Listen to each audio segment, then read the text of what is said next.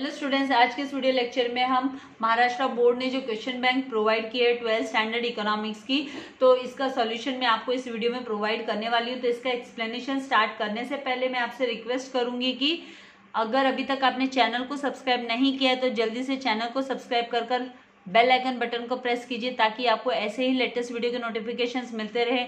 Believe me, आपको इसके लिए कोई चार्जेस नहीं देना, ये absolutely free of cost channel है आप लोगों के लिए। तो आपको सब्सक्राइब करना है, बेल आइकन बटन प्रेस करना है एंड अपने फ्रेंड्स के साथ भी शेयर करना है। नाउ यहाँ पर जो मार्च ये जो क्वेश्चन बैंक गवर्नमेंट ने दी है, वो गवर्नमेंट ने कहा है कि भाई मार्च 2021 के लिए ये सिलेबस के अंदर से ये ऑलरेडी मैंने 11 डिस्टिंग्विश बिटवीन के आंसर्स आपके साथ में शेयर कर चुकी हूँ।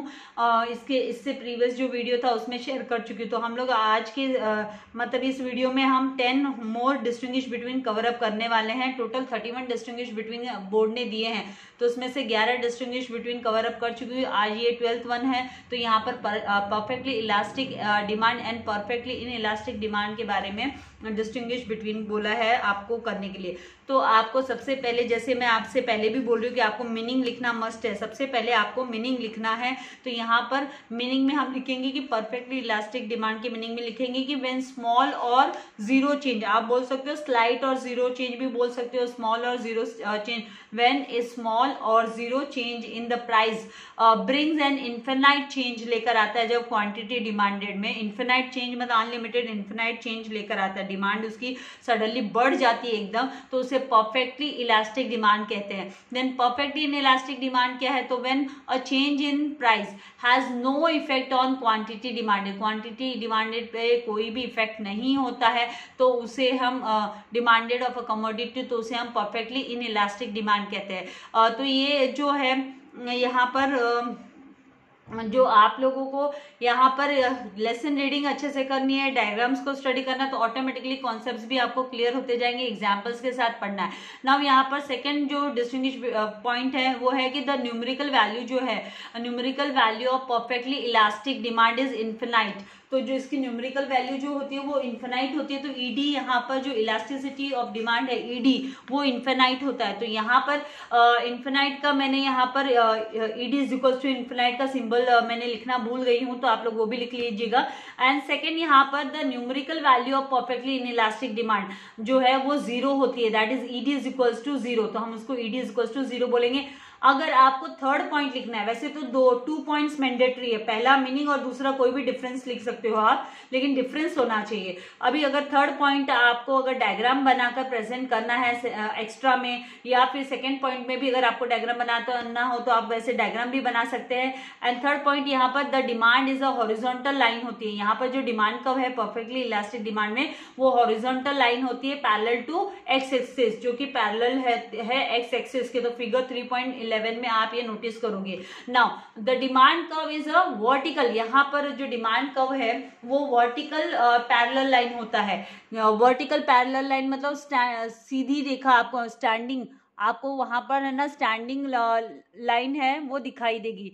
तो मतलब वो क्या हुआ? परफेक्टली इन इलास्टिक डिमांड हुआ, परफेक्टली इन इलास्टिक डिमांड। तो यहाँ पर ये पैरेलल टू किसके पैरेलल होगा? तो वाई एक्सिस के पैरेलल होगा। नेक्स्ट यहाँ पर जो है वो है सेकेंड, यहाँ पर 13th वन जो है डिस्टिंग्विश बिटवीन, वो है स्टॉक को लेकर। तो स्टॉक को एंड सप्लाई को लेकर, तो स्टॉक एंड सप्लाई। तो स्टॉक का पॉइंट है पहला कि stock is the total quantity, इसका मीनिंग लिखेंगे कि stock is the total quantity of a commodity, total quantity of a commodity available for sale with a seller at a particular point of time, इसे बोलते हैं stock. तो supply क्या होता है? तो supply refers to the amount of a commodity that the firms produce, firm produce करते हैं और साथ ही they are ready to offer and offer for sale, sale के लिए वो ऑफर कर देते, बेचने के लिए वो तैयार हो जाते हैं at a given price in the market during a certain period of time. Then second point यहाँ पर आएगा, यहाँ पर ये जो स्टॉक है, stock is the source of supply, stock supply का सोर्स है। और सप्लाई क्या है? तो supply is the part of stock, ये है ना उसका ही हिस्सा हुआ, सप्लाई का हिस्सा ही हुआ, सॉरी सप्लाई जो है स्टॉक का ही हिस्सा हुआ, उसका ही पार्ट हुआ। नाउ मतलब है ना स्टॉक ज्यादा होता है, तो यहाँ पर हम बोलेंगे stock is generally more than, stock है ना जनरली नॉर्मली क्या होता है, मोर देन और इक्वल टू सप्लाई होता है, जबकि सप्लाई है it can be less than, ये है ना स्टॉक से लेस रहेगा, ये स्टॉक से ज्यादा हो ही नहीं सकता है क्योंकि ये स्टॉक का ही पार्ट है, और इक्वल टू द स्टॉक, या फिर है ना स्टॉक के इक्वल में रहेगा। नाउ नेक्स्ट यहाँ पर 14th वन की एक्सपेंशन ऑफ सप्लाई। तो जब हम expansion of supply and contraction of supply की बात करते हैं, तो ये जो है expansion of supply and contraction of supply, इसमें सबसे पहले तो आपको मीनिंग लिखना है कि भाई एक्सपेंशन ऑफ सप्लाई किसे बोलते हैं, कॉन्ट्रैक्शन ऑफ सप्लाई किसे बोलते हैं। तो ये वेरिएशंस इन सप्लाई के टाइप्स है, एक्सपेंशन एंड कॉन्ट्रैक्शन। तो एक्सपेंशन को एक्सटेंशन ऑफ सप्लाई भी बोलते हैं। तो when more quantity is supply due to rise in price, price की वजह से of a commodity, only because of the price of a commodity, जब कोई क्वांटिटी सप्लाई में इंक्रीज होता है, मोर क्वांटिटी सप्लाई होता है, तो अदर फैक्टर्स, और उस समय पर जब अदर फैक्टर्स कांस्टेंट रहते हैं तो उसको हम एक्सपेंशन ऑफ सप्लाई बोलते हैं। कॉन्ट्रैक्शन ऑफ सप्लाई का मतलब क्या होता है, तो when less quantity supplied due to fall in price of a commodity, जब प्राइस गिरते हैं, भाव गिरते हैं, तो यहाँ पर increase in price, rise in price, fall in price of a commodity, other factors remaining constant, it is called contraction of supply. Then second point में हम लिखेंगे कि it leads to an upward movement on the same supply curve, जो supply curve होती है उस same supply curve के ऊपर इसका अपवर्ड मूवमेंट होता है। किसका, एक्सपेंशन ऑफ सप्लाई का अपवर्ड मूवमेंट होता है, ऊपर की तरफ मूव करती है, वो लेफ्ट से राइट की तरफ मूव करती है, अपवर्ड मूवमेंट। एंड यहाँ पर कॉन्ट्रैक्शन ऑफ सप्लाई में क्या होता है, it leads to an downward movement, ये डाउनवर्ड मूव करती है, मतलब ये ओरिजिन की तरफ मूव करेगी, डाउनवर्ड मूव करेगी, ओरिजिन की तरफ मूव करेगी, तो downward movement on the same supply curve, वो भी सेम सप्लाई कर्व में ओरिजिन की तरफ आएगा ये डाउनवर्ड। नाउ यहाँ पर आपको डायग्राम रिफर करना है, अगर डायग्राम रिप्रेजेंट करना है डिस्टिंग्विश बिटवीन के लिए, तो आपको डायग्राम में फिगर 4.6 लेना होगा आपको एक्सपेंशन ऑफ सप्लाई के लिए, एंड फिगर 4.7 आपको लेना होगा कॉन्ट्रैक्शन ऑफ सप्लाई के लिए। देन यहाँ पर हम 15th जो डिस्टिंग्विश बिटवीन उसमें बोला increase in supply and decrease in supply. तो इंक्रीज इन सप्लाई क्या होता है, डिक्रीज इन सप्लाई क्या होता है, तो यहाँ पर पहले उसका मीनिंग लिखना है। तो increase in supply refers to it means that rise in the supply of a commodity के सप्लाई में इंक्रीज होना, बढ़ना, उसका सप्लाई इंक्रीज होना, सप्लाई ज्यादा होना ड्यू टू फेवरेबल चेंजेस। तो यहाँ पर आपको जो कीवर्ड ध्यान में रखना है, एक तो राइज एंड फेवरेबल, तो ये इंक्रीज इन सप्लाई का कारण क्या है, rise and favourable changes. Rise in supply is due to the favourable changes in other factors, जैसे कि टैक्स गिर गया, tax fall in tax rates, fall in price inputs, while price remain constant, उस commodity का price तो same रहता है लेकिन प्राइस में कोई चेंजेस नहीं आता है, लेकिन उसके जो है ना अदर फैक्टर्स है उसमें चेंजेस आने की वजह से वो भी फेवरेबल, क्योंकि देखो किसी भी चीज में टैक्स अगर हमको कम देना पड़े तो हमको अच्छा लगता है ना, तो यहाँ तो उस समय पर है ना इंक्रीज हो जाता है, सप्लाई में इंक्रीज हो जाता है। नाउ डिक्रीज इन सप्लाई का मतलब क्या, तो decrease in supply refers to the fall, यहाँ पर आपको क्या कीवर्ड मिल रहा है याद करने के लिए कि फॉल, आपको फॉल को रिफर करना है। यहाँ पे rise in the supply, decrease in supply मतलब fall in the supply of a given commodity, and ये किसके वजह से होता है, तो due to unfavourable changes. Unfavourable word use करेंगे हम यहाँ पे हमने फेवरेबल किया था इंक्रीज सप्लाई में, डिक्रीज सप्लाई में हम अनफेवरेबल वर्ड यूज करेंगे, डिक्रीज सप्लाई में आएगा अनफेवरेबल वर्ड। तो यहाँ पर unfavourable changes in other factors such as increase in tax rates, then increase in price inputs, यहाँ पे fall in tax rates था, fall in price inputs था, increase in supply में। तो ऐसे आपको कंपेयर करते हुए स्टडी करना है। यहाँ पर increase in the price inputs while price remain constant, जबकि कमोडिटी के प्राइस एज इट इज रहते हैं, उसमें कोई चेंजेस नहीं आता है, कोई उतार चढ़ाव नहीं आता है। नाउ सेकेंड यहाँ पर इंक्रीज इन सप्लाई में हम लिखेंगे कि ये जो सप्लाई कर्व होती है वो शिफ्ट करती है, कौन से साइड में शिफ्ट करती है, तो ये right hand side, original supply curve से राइट हैंड साइड में मूव करती है। The supply curve shifts to the right of the original supply curve के राइट में मूव करती है ये। एंड ये जो डिक्रीज इन सप्लाई का सप्लाई कर्व है वो कहाँ पर मूव करेगा, तो ये मूव करेगा राइट हैंड साइड में। यहाँ पर ये सॉरी डिक्रीज इन सप्लाई में हमको लिखना है ये लेफ्ट हैंड साइड में मूव करेगा। ओरिजिनल जो सप्लाई कर्व है, ओरिजिनल सप्लाई कर्व के यहाँ पर इसको आपको लिखना है कि भाई लेफ्ट में मूव करेगा, ये करेगा लेफ्ट में मूव। तो इसका करेक्शन जरा सा आप लोगों को ये ध्यान में रखना है कि यहाँ पर डिक्रीज में लेफ्ट की तरफ मूव करता है जो ओरिजिनल कर्व है, एंड इंक्रीज में राइट में मूव करता है ओरिजिनल कर्व के। देन नेक्स्ट यहाँ पर है 16th वन। हाँ, यहाँ पर आपको डायग्राम जो रिफर करना है, अगर आपको थर्ड पॉइंट अगर देने की इच्छा है, आपके पास समय है और आपने अच्छे से स्टडी किया तो आप एक्स्ट्रा में देना चाहते हो तो पॉइंट, तो आप ना डायग्राम रिप्रेजेंट कर सकते हो, डायग्रामेटिक रिप्रेजेंट को तो वैसे भी फुल मार्क्स है। तो यहाँ पे डायग्राम अगर आपको अच्छे से आता है तो आप फिगर 4.8 रिफर करोगे इंक्रीज इन सप्लाई के लिए, एंड डिक्रीज इन सप्लाई के लिए आप फिगर 4.9 रिफर करोगे। नाउ नेक्स्ट यहाँ पर आता है total cost and total revenue. तो टोटल कॉस्ट क्या होता है, तो total cost is the total expenditure, total expenditure पूरा का पूरा खर्चा, expenditure incurred by a firm, कोई भी फर्म खर्चा करती है ऑन फैक्टर्स ऑफ प्रोडक्शन, अपने लेबर वेजेस ये सब पे जो खर्चा करती है, required for the production of goods and services, goods and services produce करने के लिए जो भी लगता है, टोटल वेरिएबल कॉस्ट लगता है, टोटल फिक्स्ड कॉस्ट लगता है, तो वो सारा जो टोटल करते हैं हम उसको टोटल एक्सपेंडिचर को हम टोटल कॉस्ट बोलेंगे। नाउ टोटल रेवेन्यू किसे बोलते हैं, तो total revenue is the total sales proceeds होता है, जो फर्म अपना सेल करती है वो टोटल उसका सेल प्रोसीड्स, जो इतना उसने माल सेल कर दिया है, बेच दिया है, वो सेल प्रोसीड्स उसका टोटल रेवेन्यू हुआ by selling a commodity at a given price. Now second point में आप लिखेंगे कि टोटल कॉस्ट क्या है, तो total cost is the sum of, ये सम है, सम मतलब addition of total fixed cost that is TFC and total variable cost जिसे हम बोलते हैं TVC, total variable cost that is TVC at various levels of output. Now total revenue कैसे हम total revenue क्या है, तो total revenue is the total income of a firm, total income होता है, ये फर्म का टोटल इनकम होता है, जो कि हम कैसे डिराइव करते हैं, कैसे मिलता है टोटल इनकम हमको, फर्म का टोटल रेवेन्यू कैसे मिलता है, तो product of price and quantity, quantity को मल्टीप्लाई जब करते हो आप उसके प्राइस से तो आपको टोटल रेवेन्यू मिल जाता है। नाउ इसको आप यहाँ पर मैथमेटिकली अगर लिखेंगे तो TC is equals to TFC plus TVC होता है, and TR is equals to P multiply by Q, P multiply by Q लिखना है, इस तरीके से आपको लिखना है। नाउ आएंगे हम 17th क्वेश्चन पर, जहां पर दिया short period and long period. तो आप सोचेंगे ये शॉर्ट पीरियड लॉन्ग पीरियड क्या, कितना इजी डिस्टिंग्विश बिटवीन है ये शॉर्ट पीरियड लॉन्ग पीरियड। तो on the basis of time जब हम क्लासीफाई करते हैं मार्केट को क्लासीफाई किया जाता है, तो हम शॉर्ट पीरियड बेसिस पे लॉन्ग पीरियड बेसिस पे करते हैं, तो उसी को लेकर है। तो यहाँ पे पहला पॉइंट आप लिखेंगे कि in the classification of market on the basis of time, classification of market में बेसिस ऑफ टाइम पर जो शॉर्ट पीरियड होता है, comma short period is a period of less than 1 year.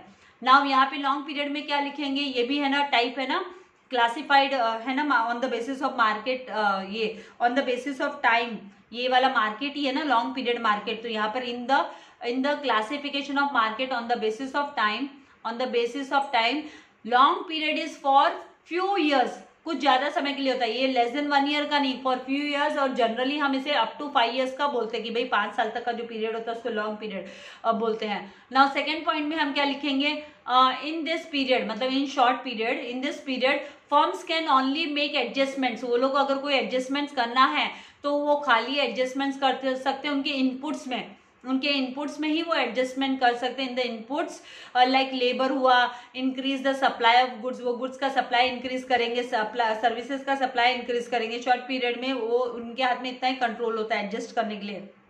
लेकिन लॉन्ग पीरियड में क्या है, इन लॉन्ग रन आप इसको लॉन्ग रन भी बोल सकते हैं, in long run firms are able to adjust all cost, जितने भी उनके कॉस्ट है वो लोग मैनेज कर सकते हैं, एडजस्ट कर सकते हैं लॉन्ग रन में। जो कि शॉर्ट पीरियड में पॉसिबल नहीं है। खाली इनपुट्स को ही वो लोग एडजस्ट कर सकते हैं, कॉस्ट को नहीं एडजस्ट कर सकते। नाउ नेक्स्ट यहाँ पर है 18th वन की परफेक्ट कंपटीशन एंड मोनोपोली। तो परफेक्ट कंपटीशन मार्केट कौन सा मार्केट होता है? Is the type of market where the large number of firms, बड़े नंबर ऑफ फर्म्स है, बहुत सारे number of firms, large number of firms जो है वो प्रोड्यूस करते हैं होमोजेनियस प्रोडक्ट, आइडेंटिकल प्रोडक्ट जो साइज में, कलर में वगैरह वगैरह सेम होते हैं, and sell them at uniform price, और उनको है ना एक ही जैसी रेट पे, उनकी जो रेट्स होती है वो भी सेम होती है क्योंकि कंपटीशन बहुत हाई होता है। यहाँ पे बायर्स भी बहुत सारे होते हैं, लार्ज बायर्स होते हैं। नाउ मोनोपोली में क्या होता है कि monopoly refers to a single firm, ये सिंगल फर्म है, सोल फर्म होती है, which has control over the supply of a product, जिनका कंट्रोल होता है उनके प्रोडक्ट के सप्लाई पे, दूसरा कोई उस वैसा प्रोडक्ट बनाता नहीं है। Which has no close substitute, जिसका कोई भी क्लोज सब्सटीट्यूट नहीं होता है। तो ये आपको यहाँ पर मोनोपोली में आपको लिखना है कि भाई no close substitute, which has no close substitute. Now perfect competition में there is free entry and exit of the firm. Firms को अगर है ना बिजनेस मतलब बंद करना है, वाइंड अप करना है तो फ्रीली वो वाइंड अप कर सकते हैं, अगर एंटर करना है मार्केट में तो फ्रीली एंटर कर सकते हैं। लेकिन है ना मोनोपोली में बैरियर्स है, रुकावट है, रिस्ट्रिक्शन है, एंट्री के समय रिस्ट्रिक्शंस है, बहुत सारे उनको रिस्ट्रिक्शंस है। वो रिस्ट्रिक्शन किसकी वजह से फेस करने पड़ते हैं उनको? Legal, natural and technological barriers की वजह से उनको जो है कॉम्पिटिटर्स मार्केट में अलाउ नहीं करते, which do not allow the competitors, competitor को खड़ा नहीं होने देते मार्केट में, ये जो मोनोपोली है वो। नाउ परफेक्ट कॉम्पिटिशन में there are large number of sellers, large number of sellers है। मोनोपोली में there is only one seller, आप बोल सकते हो only single seller, only one seller. Then fourth point, sellers are price takers under perfect competition. Price takers होते हैं sellers जो होते हैं वो परफेक्ट कंपटीशन में प्राइस टेकर्स होते हैं। वो लोग अपनी खुद की प्राइस डिसाइड नहीं कर सकते क्योंकि बहुत सारे मार्केट में है ना सेलर्स होते हैं, तो उनको सिंगल यूनिफॉर्म प्राइस रखना पड़ता है, तो इसलिए है ना ये प्राइस टेकर्स होते हैं। ये लोग प्राइस टेकर्स होते हैं। ये लोग इन्फ्लुएंस नहीं कर सकते ना मार्केट में सप्लाई को, प्राइस एंड सप्लाई को इन्फ्लुएंस नहीं कर सकते क्योंकि बहुत सारे प्रोडक्ट्स अवेलेबल होते हैं सेम टाइप के। और मोनोपोली में क्या होता है, सेलर होता है वो प्राइस मेकर होता है। Under the monopoly market seller जो होता है वो प्राइस मेकर होता है क्योंकि कंट्रोल उसके हाथ में होता है मार्केट में, तो वो अपने हिसाब से है ना इसके जो फिक्स कर सकता है रेट्स, अपने प्रोडक्ट्स के प्राइस फिक्स कर सकता है क्योंकि कोई कॉम्पिटिटर नहीं होता है मार्केट में। Now monopoly and monopolistic competition की हम बात करें तो मोनोपोली का मतलब होता है, monopoly refers to a single, monopoly मतलब मोनो मतलब सिंगल, पोली मतलब सेलर, तो single firm, single seller which has control over the supply of product and which has no close substitute. Now monopolistic competition में क्या होता है, monopolistic competition is a market in which there are many sellers, बहुत सारे sellers होते हैं selling differentiated products, वो लोग डिफरेंशिएटेड प्रोडक्ट्स सेल करते हैं, अलग अलग उनके मतलब उनके जो प्रोडक्ट्स होते हैं वो डिफरेंट प्रोडक्ट होते हैं, तो डिफरेंशिएटेड प्रोडक्ट्स, अलग अलग डिफरेंशिएटेड प्रोडक्ट्स वो लोग सेल करते हैं। हैविंग क्लोज बट नॉट, उनका जो सब्सटीट्यूट होता है वो क्लोज सब्सटीट्यूट मिलेगा लेकिन है ना परफेक्ट सब्सटीट्यूट नहीं मिलेगा। अगर आप यहाँ पर एग्जांपल्स लोगे तो जैसे लक्स सोप हुई, हमाम सोप हुई, बहुत सारे जो साबुन के ब्रांड्स है, बहुत सारे शैम्पू के ब्रांड्स है, तो डिफरेंशिएटेड प्रोडक्ट मिलेगा आपको, लेकिन है ना वो जो कि है ना क्लोज सब्सटीट्यूट होता है लेकिन परफेक्टली नहीं होता है। जो क्वालिटी जैसे मान लीजिए वॉचेस की बात करें तो टाइटन की वॉच हुई, देन बहुत सारे वेराइटीज की हम बात करें तो आपको मार्केट में अलग अलग ब्रांड मिल जाएंगे, लेकिन वो सेम टू सेम सर्विस वो नहीं प्रोवाइड करेंगे, तो यहाँ पे not perfect substitutes. Then monopoly में क्या होता है, there is barrier to entry, entry के लिए बैरियर होता है, आप है ना फ्रीली एंट्री नहीं कर सकते हैं मार्केट में आपकी मोनोपोली की वजह से, क्योंकि जो कॉम्पिटिटर खड़ा नहीं होता है because of legal and other जो formalities, natural and technological barriers की वजह से वो लोग एंटर नहीं हो पाते जल्दी से। मोनोपोलिस्टिक कंपटीशन में क्या होता है, there is freedom of entry and exit, जब जिसको बिजनेस में आना है बिजनेस खड़ा करो और जब बिजनेस वाइंड अप करना है बिजनेस वाइंड अप कर दो, no entry exit, no free मतलब no restrictions on entry and exit. Now monopoly में आप बोलोगे कि there is a single that is one seller, and monopolistic competition में बहुत सारे सेलर्स होते हैं, देयर आर मेनी सेलर्स। जैसे अभी है ना, अगर आप डेटा पैक लेना चाहते हो तो फिर आपको एयरटेल का मिलेगा, आपको जियो का मिलेगा, तो कितने सारे ब्रांड्स मिलेंगे आपको। तो मोनोपोलिस्टिक कंपटीशन में बहुत सारे सेलर्स होते हैं, बहुत सारे सेलर। नाउ 20th वन यहाँ पर कि simple index number and weighted index number. तो सिंपल इंडेक्स नंबर क्या होता है, वेटेड इंडेक्स नंबर क्या होता है, पहले उसका आपको मीनिंग लिखना है। तो simple index number is a method, ये मेथड है of constructing index number, index number को कंस्ट्रक्ट करने का ये मेथड है। टू मेथड्स होते हैं, simple index method and weighted index method. यहाँ पे simple index method number is a method of constructing index number in which every commodities, हर एक कमोडिटी को यहाँ पर इक्वल इंपॉर्टेंस मिलता है। इक्वल इंपॉर्टेंस मतलब इक्वल वेटेज मिलता है। एंड वेटेड इंडेक्स नंबर में क्या होता है, इट इज अ मेथड, ये भी मेथड ही है, मेथड ही है, इंडेक्स नंबर को कंस्ट्रक्ट करने का मेथड है। इन विच सुटेबल वेट्स, यहाँ पर ओनली सुटेबल वेट्स लिया जाता है, सुटेबल वेट्स को असाइन किया जाता है, are assign to various commodities and relative importance is given to the commodities. मतलब जो जिसको जितना यहाँ पे स्टैंडर्ड यहाँ पे डिसाइड करते हैं कि कौन से क्वालिटी का कितना कमोडिटी, तो यहाँ पे असाइन किया जाता है। लेकिन इसमें सिंपल इंडेक्स में सबको इक्वल वेटेज दिया जाता है। नाउ जो सिंपल इंडेक्स नंबर है वो इजीएस्ट मेथड है, simple index number is the easiest method of constructing index number.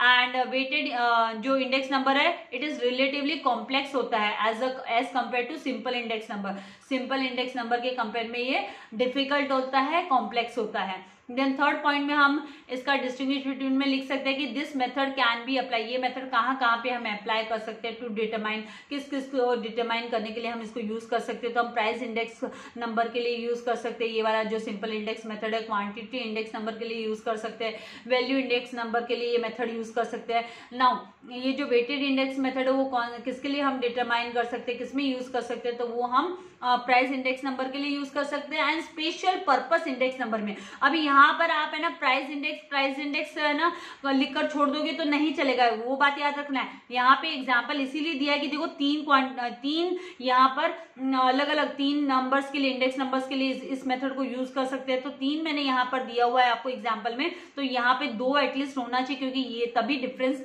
इसका है ना प्रिपेयर्ड होता है, जो डिस्टिंग्विश बिटवीन, तभी ही इसका रेडी होता है, अदरवाइज रेडी नहीं होता। क्योंकि यहाँ पे स्पेशल पर्पस इंडेक्स नंबर, यहाँ पर ये जो है स्पेशल पर्पस इंडेक्स नंबर आना जरूरी है।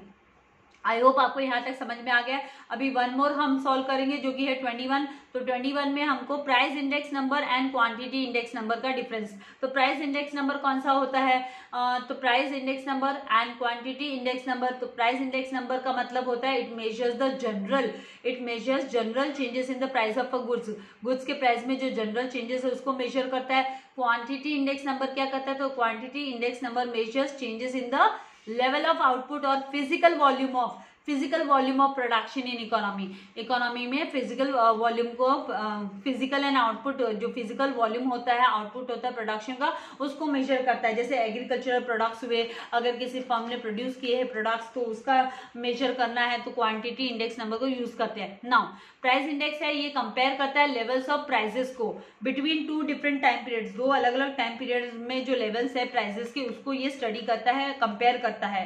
एंड ये जो क्वांटिटी इंडेक्स नंबर है ये किससे कंपेयर करता है, तो it compares the level of output between two different time periods. यहाँ पे आउटपुट की बात करेंगे, यहाँ पे जो बात चल रही है वो सारी प्राइस को लेकर चल रही है, यहाँ पर आउटपुट को लेकर बात चल रही है, मतलब क्वांटिटी को लेकर बात चल रही है।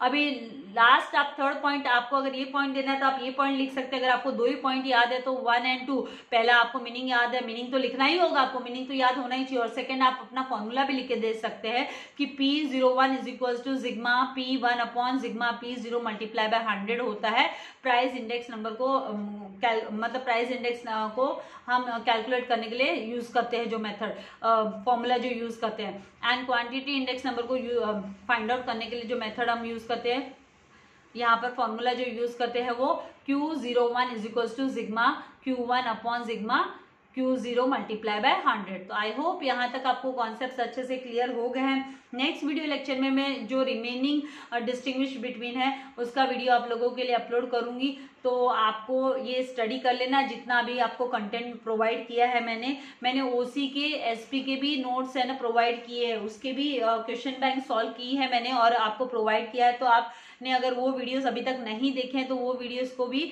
आप रेफर कर लीजिए, आपको कन्वीनियंट होगा एग्जाम्स में, बोर्ड में आपको लिखने के लिए। जो भी ऑब्जेक्टिव काइंड के क्वेश्चंस है, डिस्टिंग्विश बिटवीन वगैरह, तो आपको इजी हो जाएगा।